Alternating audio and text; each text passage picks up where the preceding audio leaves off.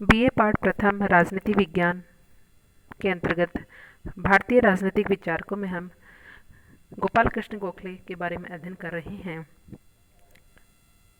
गोपाल कृष्ण गोखले राजनीति के महान उदारवादी नेता, व्यवहारिक आदर्शवादी और राजनीतिक गुरु थे, जिन्होंने तत्कालीन भारतीय राजनीति और प्रशासन में क्रमिक सुधारों का पक्ष लिया तथा एकाएक स्वशासन की मांग को अव्यवहारिक माना। ब्रिटेन के साथ भारत के संबंधों को वे हितकर मानते थे। उनके आध्यात्मिक व धार्मिक प्रवृत्ति के कारण ही महात्मा गांधी ने उन्हें अपना राजनीतिक गुरु माना। तो आइए हम गोपाल कृष्ण गोखले के राजनीतिक विचारों के बारे में जानकारी प्राप्त करते हैं। गोपाल कृष्ण गोखले का अपने समकालीन उदारवादियों की भांति ब्रिटिश शासन के कल्याणकारी रूप में विश्वास था। उनकी धारणा थी कि ब्रिटेन के साथ संपर्क रखने से भारतीयों की बौद्धिक प्रतिभा चमकेगी तथा भावी भारत के निर्माण का मार्ग प्रशस्त हो सकेगा। गोखले ने 1903 में अपने एक बजट भाषण में कहा था कि भावी भारत दरिद्रता और असंतोष का भारत नहीं होगा, बल्कि उद्योगों और जागृत शक्तियों और संपन्नता का भारत होगा। लेकिन इसके लिए आवश्यक परिस्थितियां ब्रिटिश क्राउन की नियंत्रण सत्ता के अधीन ही प्राप्त की जा सकेंगी। गोखले के अनुसार भारत दोषों और दुर्बलताओं के कारण ही विदेशी आक्रांताओं का शिकार हुआ और यदि वह एक स्वशासी राष्ट्र के रूप में सम्मान प्राप्त करना चाहता है तो यह भारत को ब्रिटिश राज्य की बदौलत ही मिल सकता है। गोखले भारत में पाश्चात्य शिक्षा के प्रवेश को एक वरदान स्वरूप मानते थे। उनका मत था कि देश की तत्कालीन दशा में पाश्चात्य शिक्षा का सबसे बड़ा कार्य भारतीय मानस को पुराने जीर्ण शीर्ण विचारों की दास्ता से मुक्त करना और उसमें पाश्चात्य जीवन, चरित्र और चिंतन के महत्व का अनुप्रमाणित करना था। गोखले ने ब्रिटिश भारत सहयोग में आस्था व्यक्त करते हुए भी ब्रिटिश शासकों के साम्राज्यवादी रवैये की निर्भीक आलोचना की। उन्होंने नौकरशाही के हाथों में शक्ति के केंद्रीकरण, भारतवासियों को उत्तरदायित्व के पदों से वंचित रखने तथा भारत के प्रति शोषणवादी अर्थनीति की भी आलोचना की। भारत में तत्कालीन उदारवादियों को ब्रिटिश शासन में दो कारणों से उनमें गहरा विश्वास था कि पहला, ब्रिटिश शासन की लोकतांत्रिक संस्थाओं और शिक्षण पद्धति के प्रति उनमें आकर्षण था तथा दूसरा, ब्रिटिश शासन की न्यायप्रियता में उनका विश्वास था। उदारवादी चिंतन का यह विश्वास गोपाल कृष्ण गोखले में अत्यधिक था। पुनः कांग्रेस अधिवेशन में उन्होंने कहा कि अच्छे तथा बुरे के लिए हमारा भविष्य और हमारी आकांक्षाएं ब्रिटेन के साथ जुड़ गई हैं। कांग्रेस उन्मुक्त रूप से यह स्वीकार करती है कि हम जिस प्रगति की आकांक्षा करते हैं वह ब्रिटिश शासन की सीमाओं में ही संभव है। गोपाल कृष्ण गोखले ब्रिटिश साम्राज्यवादी शासकों की न्यायप्रियता और उदारता की भावनाओं को उकसाकर उन्हें भारत को अपने साम्राज्य के भीतर ही स्वशासन देने को तैयार करना चाहते थे।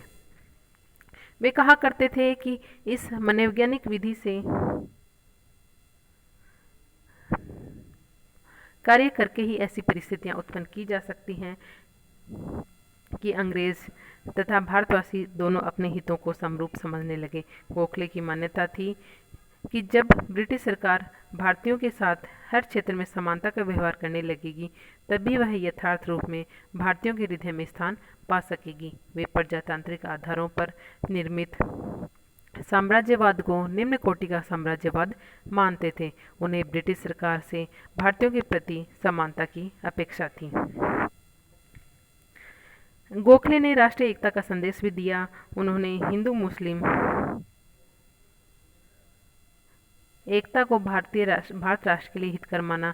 दोनों ही धर्मों से उन्होंने अपील की कि वे परस्पर सहिष्णु और आत्मसंयम से काम लें तथा आपसी मतभेदों पर बल देने के स्थान पर परस्पर मैत्रीपूर्ण सहयोग की भावना पैदा करें। हिंदू मुस्लिम प्रश्न को धार्मिक दृष्टि से देखते हुए उन्होंने किसी को नीचा या ऊंचा समझने की प्रवृत्ति को बुरा बताया। उन्होंने कहा कि हिंदुओं का बहुसंख्यक व शिक्षा की दृष्टि से बड़े चढ़े होने के कारण यह दायित्व है कि वे सामान्य राष्ट्रीयता का प्रभाव विकसित करने में मुसलमानों की सहायता करें। गोखले रानाडे की भांति देशवासियों के नैतिक, बौद्धिक और शारीरिक योग्यताओं के विकास पर उन्होंने बल दिया। उनका कहना था कि नैतिक विकास, परिश्रम और त्याग के बल पर ही राष्ट्रीयता की सुदृढ़ नींव डाली जा सकती है। राष्ट्रवाद का प्रबल उदय तभी संभव है जब भारतीयों की सामाजिक समता में वृद्धि हो और उनके नैतिक चरित्र का उत्थान हो। राष्ट्रीय एकता और सार्वजनिक नीति के आध्यात्मिकरण के अपने विचारों को मूर्त रूप देने के लिए गोखले ने 12 जून 1905 को भारत सेवक समिति नामक संस्था की स्थापना की। सोसाइटी के संविधान में चरित्र और समता निर्माण पर जोर दिया और कहा गया कि सार्वजनिक जीवन का आध्यात्मिकरण अनिवार्य है। संविधान के प्रस्तावना में ब्रिटिश संबंध को भारत के हित के साधन के लिए एक प्राकृतिक विधान मान लिया गया। उनके अनुसार स्वदेश अनुराग की भावना को और सभी से उच्च माना गया। देशभक्ति की भावना जागृत होनी चाहिए। मातृभूमि के लिए त्याग का अवसर आने पर सदैव तैयार रहना चाहिए। गोखले का मानना था कि ब्रिटिश नौकरशाही के फलस्वरूप प्रशासन में जो आर्थिक और अन्य दोष आ गए हैं उनके निराकरण के लिए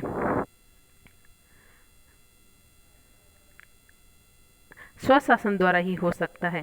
स्वशासन के बारे में वो कहते थे कि ब्रिटिश अभिकरण के स्थान पर भारतीय अभिकरण को प्रतिष्ठित करना, विधान परिषदों का विस्तार और सुधार करते करते उन्हें वास्तविक निकाय बना देना और जनता को सामान्यतः अपने मामलों का प्रबंध स्वयं करते रहना। अपने समकालीन नेताओं की भांति गोखले भी भारत के लिए स्वशासन ब्रिटिश साम्राज्य के अंतर्गत ही चाहते थे। ब्रिटिश शासन उनकी दृष्टि में ईश्वरीय देन था, अतः उससे पूर्ण संबंध विच्छेद भारतीयों के लिए अहितकर था। 1905 में बनारस कांग्रेस के अध्यक्षीय भाषण में उन्होंने कहा कि कांग्रेस का लक्ष्य है कि भारत भारतीयों के हितों को ध्यान में रखते हुए ही प्रशासित होना चाहिए। एक निश्चित समयावधि में भारत में ऐसी सरकार गठित की जानी चाहिए जैसी कि ब्रिटिश साम्राज्य के अन्य उपनिवेशों की सरकार है। गोखले ने स्वशासन को एक भावात्मक आवश्यकता और नैतिक तथा राजनीतिक उपलब्धि माना। 1907 में इलाहाबाद में दिए गए उन्होंने अपने भाषण में कहा कि मेरी आकांक्षा है कि मेरे देशवासियों की स्थिति अपने देश में भी वैसी ही हो जैसी कि अन्य लोगों की अपने देश में है। मैं जाति या संप्रदाय के भेदभाव से परे प्रत्येक नर नारी के पूर्ण विकास का समर्थक हूँ। मैं चाहता हूँ कि भारत विश्व के महान राष्ट्रों में राजनीतिक, औद्योगिक, धार्मिक, साहित्यिक, वैज्ञानिक और कला के क्षेत्रों में अपना उपयुक्त स्थान ग्रहण करे। गोखले का विश्वास था कि धर्म को राजनीति का आधार होना चाहिए, अतः चरित्र निर्माण पर हमें सर्वाधिक बल देना चाहिए। उनका धार्मिक दृष्टिकोण होने के कारण वे राजनीति व सार्वजनिक जीवन की आध्यात्मिकता से अनुप्रमाणित करना चाहते थे। गोखले राजनीतिक सन्यासी थे जो राजनीति में नैतिकता तथा उच्च आदर्शों को लेकर आए थे। वे साध्य के स्थान पर साधनों की प्रधानता पर बल देते थे। गोखले द्वारा स्थापित सर्वेंट्स ऑफ इंडिया सोसाइटी का मुख्य उद्देश्य भी राजनीति और धर्म का समन्वय करना था। उनका मानना था कि राजनीति जनसेवा का साधन तभी बन सकती है जब उसका आध्यात्मिकरण हो जाए। उनके इन विचारों के कारण लॉर्ड कर्जन जैसे प्रतिगामी और कठोर हृदय वाले वायसराय के भी मन में गोखले के प्रति एक सम्मानजनक स्थान था। गोखले को यह भय था कि चारित्रिक उन्नति और नैतिक राजनीतिक के अभाव में स्वशासन हमारे लिए लाभदायक नहीं रहेगा। यदि साधनों की पवित्रता और चरित्र की उत्कृष्टता में विश्वास नहीं रखा गया तो भारतीय अपनी समस्याओं का संतोषजनक समाधान नहीं कर पाएंगे।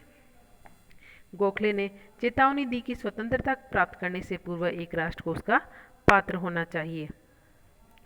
अतः हमारा कर्तव्य है कि हम राजनीति को अपवित्र और गंदा होने से बचावें।